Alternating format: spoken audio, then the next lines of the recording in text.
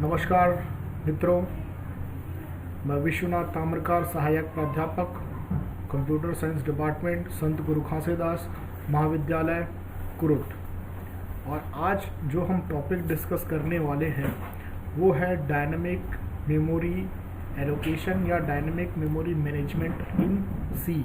इसे शॉर्ट में DMA भी कहा जाता है, dynamic memory allocation. Dynamic memory allocation DMA। तो डायनेमिक मेमोरी एलोकेशन समझने से पहले हमें ये जानना ज़रूरी है कि अभी तक जितने भी वेरिएबल्स हमने डिक्लेयर किए हैं और एरे हमने डिक्लेयर किए हैं, तो उसमें मेमोरी कैसे मैनेज होती थी, मेमोरी का एलोकेशन कैसे होता है। तो उसका आंसर है हमारे पास कि जब भी हम memory when we declare a variable using basic data types, C compilers automatically allocates space for variable in a pool called memory pool called stack। तो अभी तक जो भी हमने variables डिक्लेयर किए हैं, एरे डिक्लेयर किए हैं, तो ये जो है कंपाइलर के द्वारा कंपाइल टाइम में ही मेमोरी अलॉट कर दी जाती है। जैसे कि हम एरे लेते हैं, सपोज हमने 5 एलिमेंट्स के लिए एरे लिया है, तो उस जो मेमोरी एलोकेटेड है उस पर हम किसी भी प्रकार का चेंजेस हम नहीं कर सकते, वहाँ पर कोई बदलाव हम नहीं कर सकते। तो ये था हम पहले कैसे काम करते थे। अब बात आती है कि DMA होता क्या है, डायनेमिक मेमोरी एलोकेशन है क्या। Dynamic memory allocation is a concept.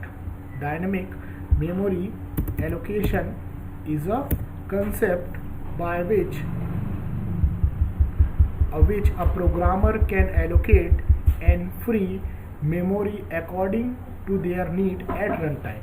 तो इस कंसेप्ट की सहायता से हम जब भी रन टाइम में मेमोरी को एलोकेट कर सकते हैं, डी एलोकेट कर सकते हैं, फ्री कर सकते हैं।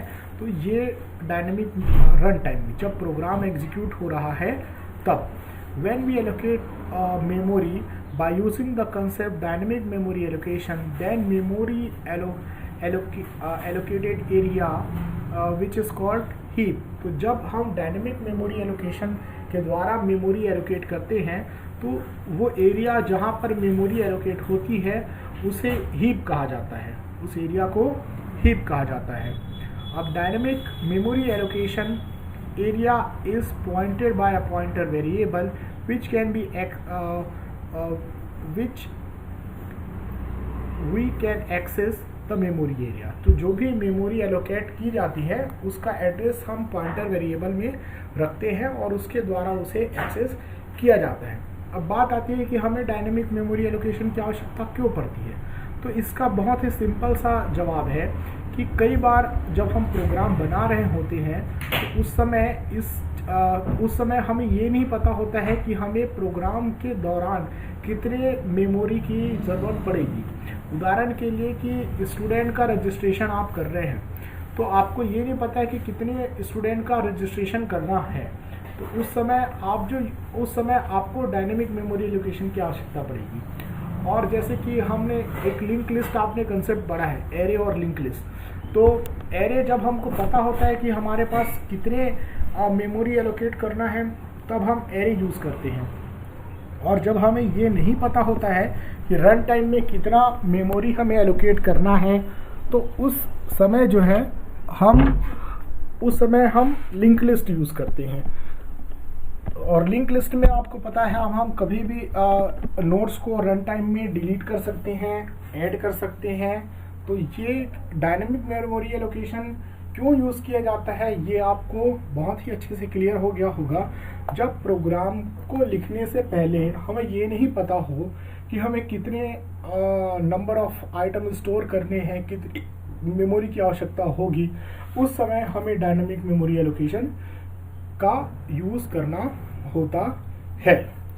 अब सी के द्वारा हमारे पास बहुत से लाइब्रेरी फंक्शन हमें प्रोवाइड किए गए हैं। तो वो सारे फंक्शन का यूज़ करके हम डायनेमिक मेमोरी एलोकेशन को सी में इम्प्लीमेंट कर सकते हैं। एक ग्लांस लुक वो सारे फंक्शन के बारे में जो हमें लाइब्रेरी में ऑलरेडी प्रोवाइडेड है। तो पहला है मेलॉक फंक्शन। तो allocates the memory of requested size and returns the pointer to the first byte of the allocated space. तो मेलॉक जो होता है मेमोरी एलोकेट करने के लिए इस्तेमाल करते हैं, और ये एक ब्लॉक फिक्स साइज का ब्लॉक रिटर्न करता है, वेरिएबल साइज का ब्लॉक रिटर्न करता है, एक सिंगल ब्लॉक एलोकेट करता है और उसका जो फर्स्ट बाइट का एड्रेस हमें रिटर्न करता है। तो केलॉग फंक्शन है, केलॉग एलोकेट्स। ये दूसरा फंक्शन है allocate space for elements of n array, initialise the elements to 0 and return.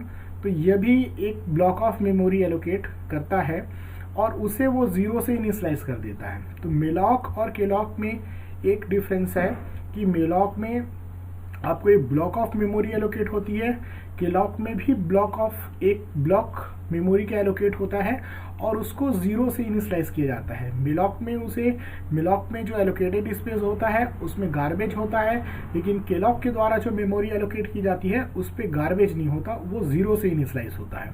अब एक और फंक्शन है हमारे पास रीअलॉग। तो रीअलॉग फंक्शन का इस्तेमाल हम तब करते हैं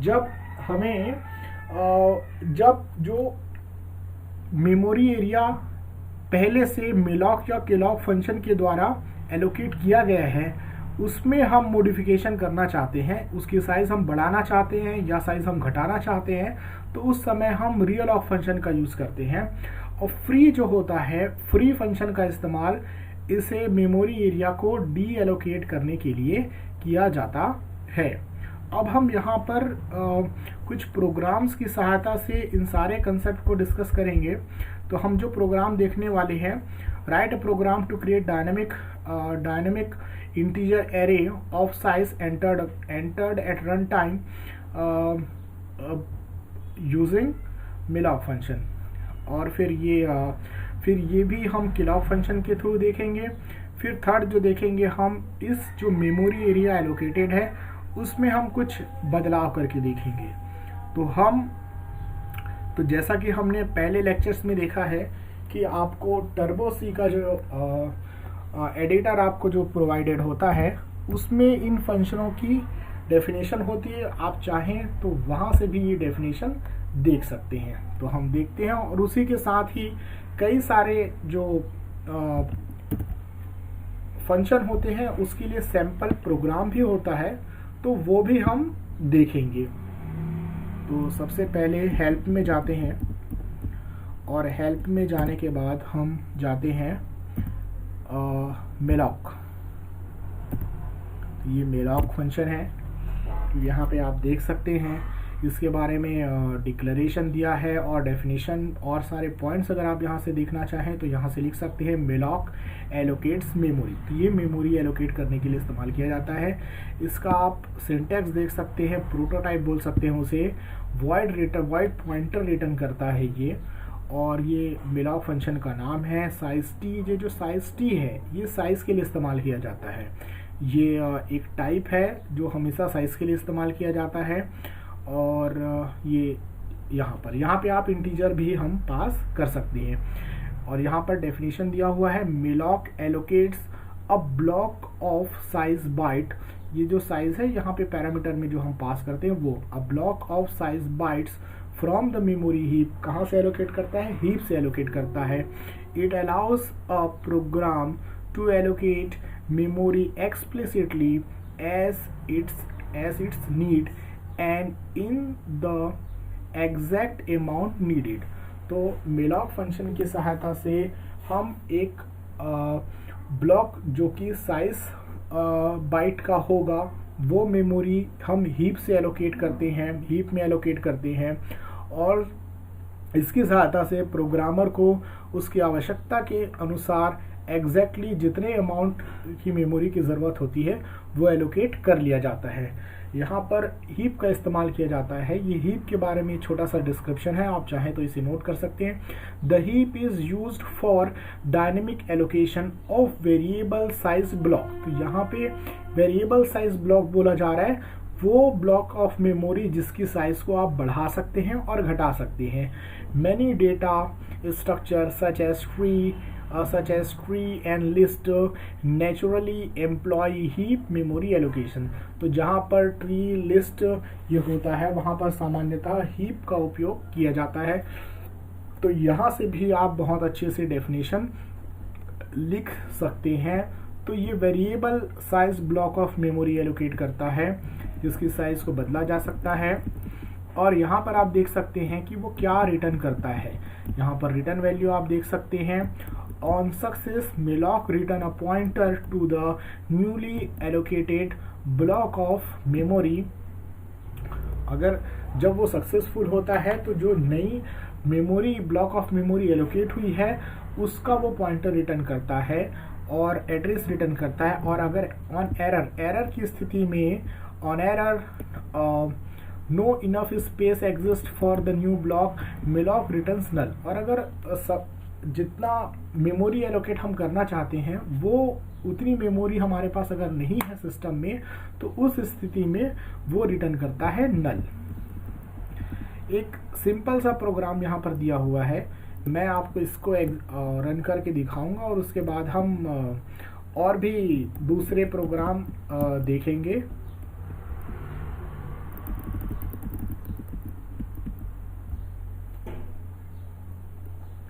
यहाँ पे केवल एक ही आर्गुमेंट हमें देना होता है।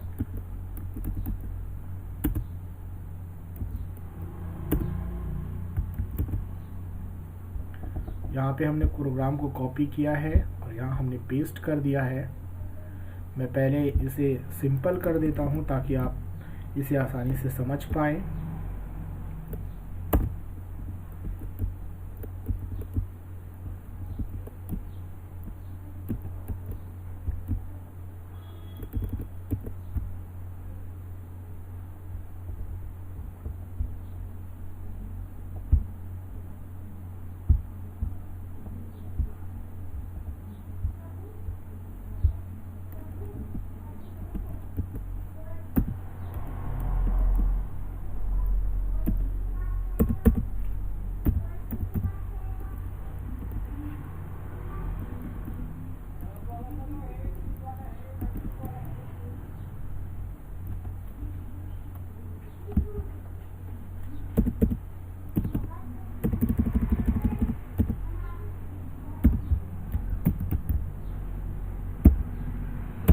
तो हमने प्रोग्राम का नाम DMA1 से हमने सेव कर दिया है। सिंटैक्स डिक्लेरेशन आप पहले ही देख चुके थे।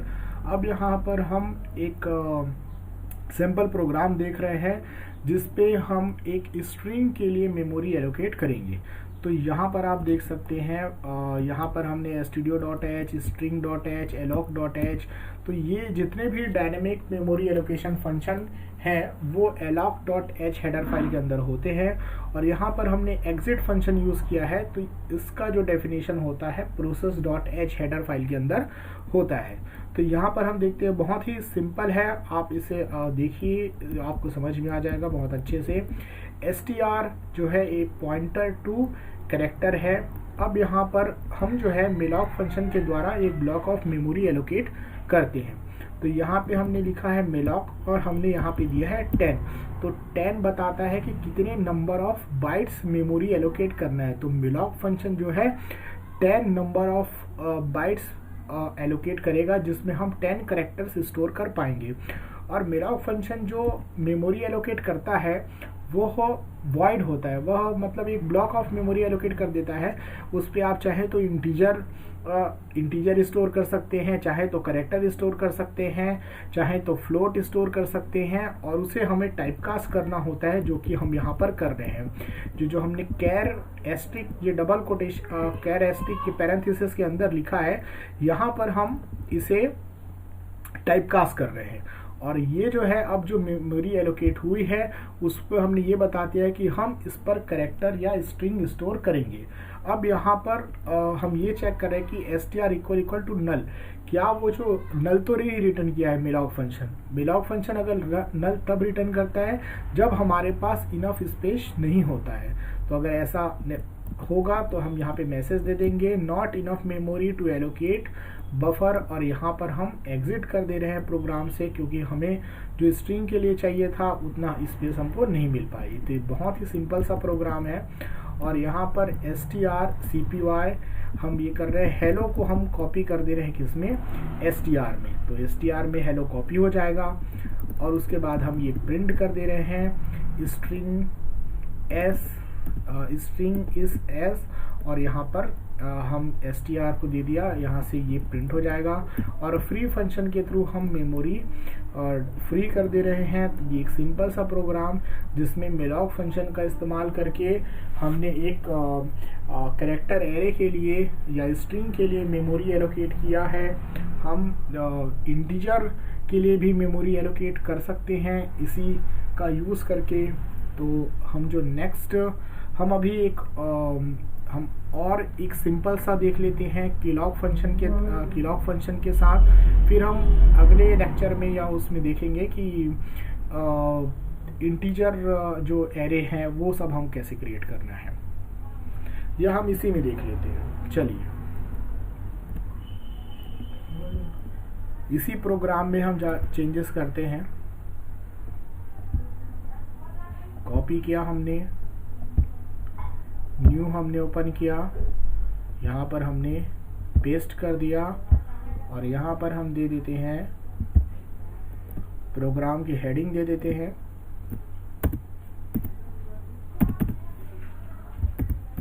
Programme to create integer array of size entered by user at run time। तो पहले आपने देखा होगा कि आप एरे डिक्लेयर करते थे कंपाइल टाइम में फिक्स साइज का, अभी हम यूज़र के द्वारा रन टाइम में डिक्लेयर कराएंगे। तो यहाँ पे इंट के जगह हम इंट ले लेते हैं, इंट ARR। हमने यहाँ पर ये पॉइंटर ले लिया है क्योंकि हमें केवल एड्रेस स्टोर कराना है। और यहाँ पर हम एक और लेते हैं int n, ये बताएगी साइज कितने एलिमेंट्स के लिए हमें डिक्लेयर करना है। तो हम एक मैसेज देते हैं printf printf/n enter size of integer array, और यहाँ पर हम scanf यूज़ करते हैं। scanf में हम दे देते हैं %d, यहाँ पर एड्रेस ऑफ n। तो यहाँ से हमें साइज मिल जा रहा है। अब यहाँ पर हम लिख देते हैं ARR, यहाँ पर इसे टाइप कास्ट कर दिया जाता है इंट एस्ट्रिक से, और यहाँ पे malloc फंक्शन, यहाँ पे हमें साइज हमने दे दिया n into size size of, यहाँ पर हम साइज ऑफ ऑपरेटर यूज़ कर रहे हैं। हमें कितने नंबर ऑफ इंटीजर एलिमेंट जो चाहिए वो हमने n में दिया है, और हर एलिमेंट की साइज हम यहाँ से निकाल ले रहे हैं साइज ऑफ इंट के थ्रू। अब हम ये चेक कर ले रहे हैं कि जो मेमोरी है वो एलोकेट हुई है या नहीं भी। तो उसके लिए हमने यूज़ कर लिया है if ARR, और अगर ये सक्सेसफुल नहीं होता है तो वो हो जाएगा। अब मेमोरी एलोकेट हो चुकी है तो कुछ नहीं, हम उसमें नेचुरल नंबर स्टोर कर देते हैं फॉर लूप की सहायता से। फॉर हम यहाँ पे एक काउंटर के लिए i ले लेते हैं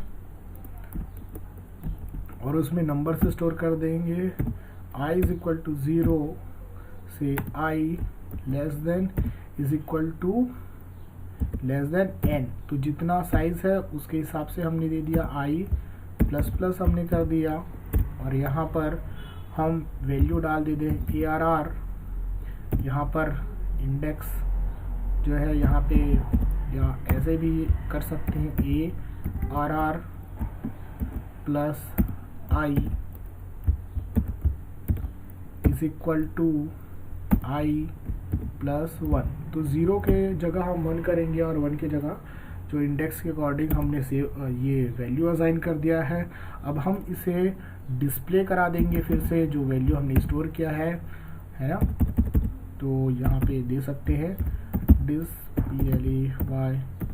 displaying values stored in the array elements। तो ये फिर से हम फॉर लूप यूज़ करते हैं, i को चलाते हैं 0 से i less than n i plus plus.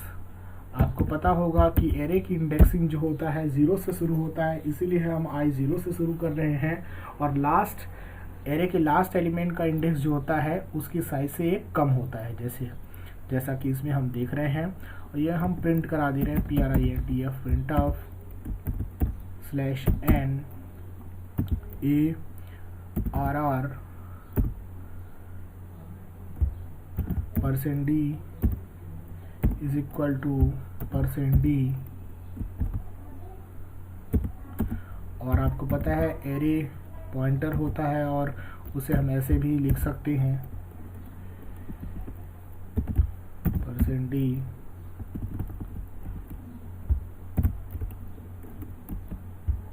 String.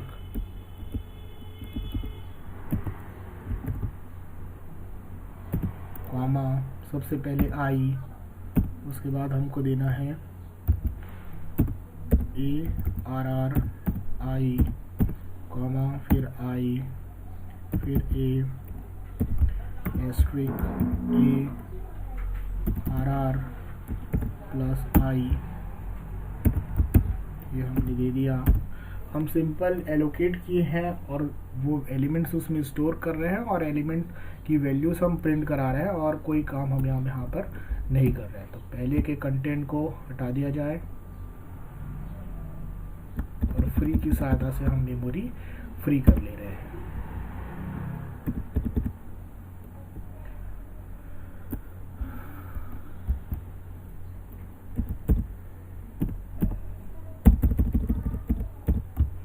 EMA2.c।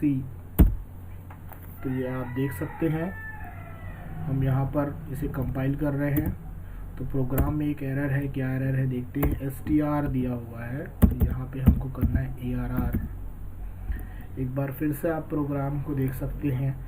यहाँ पर हम integer array pointer to integer हमने लिया arr नाम से, n साइज के लिए लिया है, i हमने जो लिया है वो काउंटर के लिए लिया है। अब रन टाइम में जितने एलिमेंट के लिए हमने मेमोरी एलोकेट करना है वो हम ले रहे हैं।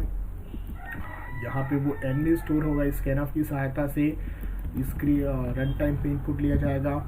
यहाँ पे हम मेलॉक फंक्शन को कॉल कर रहे हैं, यहाँ पे दे रहे हैं n इंटू, क्योंकि malloc function number of bytes allocate करता है और उसे साइज देना होता है, तो हमने दिया है n इंटू प्रत्येक इंटीजर एलिमेंट की साइज होती है वो साइज ऑफ इंट से आ जाएगा n इंटू जो हर सारे के लिए एलोकेट हो जाएगा मेमोरी वहाँ पर। और यहाँ पे उसे टाइपकास्ट कर दिया जा रहा है कि हम जो मेमोरी एलोकेट हो रहा है हम उसमें इंटीजर स्टोर करना चाहते हैं। और यहाँ पर हम देख रहे हैं कि अगर मेमोरी सक्सेसफुली एलोकेट नहीं होती है तो नल रिटर्न होगा और ये यहाँ पर एक मैसेज दे दिया जाएगा not enough memory allocated for the buffer, और फिर यहाँ से हम एग्जिट हो जाएंगे। अब ये जो नेक्स्ट लाइन आ रही है फॉर में, हम कुछ नहीं उस पर नेचुरल नंबर्स जो है वो स्टोर कर रहे हैं। यहाँ पर 0 से चल रहा है i लेस देन n, फिर हम यहाँ पे i प्लस प्लस कर दे रहे हैं और ये जो है एक एक वैल्यू जो है वो जाके स्टोर होती जाएगी। आपको यहाँ पे हम arr प्लस i लिखा हुआ है और यहाँ पे हम एस्ट्रिक ऑपरेटर का यूज़ कर रहे हैं जो कि उस पर्टिकुलर जो ब्लॉक ऑफ मेमोरी है वहाँ पे वैल्यू वो जाके स्टोर करेगा।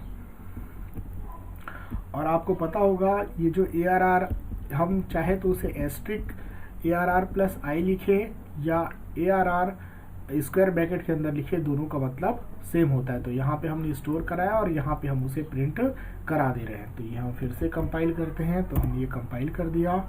एक CLR SCR फंक्शन ले लेते हैं ताकि पुराने आउटपुट्स जो है वहाँ से क्लियर हो जाए। CLR SCR। तो यहाँ पे फिर से इसे कंपाइल और ये हम रन कर दिया। रन करने के बाद हम साइज दे रहे हैं 5। तो हमने साइज 5 दिया है। तो यहाँ पर 5 एलिमेंट जो है हम स्टोर कराए हैं, उस पर आप देख सकते हैं यहाँ पर उस पर 5 नेचुरल नंबर स्टोर हो चुके होंगे। ये आप देख रहे हैं 1 2 3 4 और 5। जो पहला लोकेशन है वहाँ पर 1, जो सेकंड एलिमेंट है उसमें 2, फिर नेक्स्ट एलिमेंट में 3, फिर नेक्स्ट एलिमेंट में 4, फिर नेक्स्ट एलिमेंट में 5। तो इस तरह से वैल्यू स्टोर है। आप चाहें तो ये जो एलिमेंट्स जो हमने स्टोर किया है वो आप यूज़र से भी ये एलिमेंट्स को हम स्टोर करा सकते हैं। तो इस लेक्चर के लिए इतना ही। नेक्स्ट लेक्चर में हम केलॉग फंक्शन और रीअलॉग फंक्शन और फ्री फंक्शन और भी इससे जुड़े हुए प्रोग्राम्स हम नेक्स्ट लेक्चर पे देखेंगे। तब तक के लिए बहुत बहुत धन्यवाद।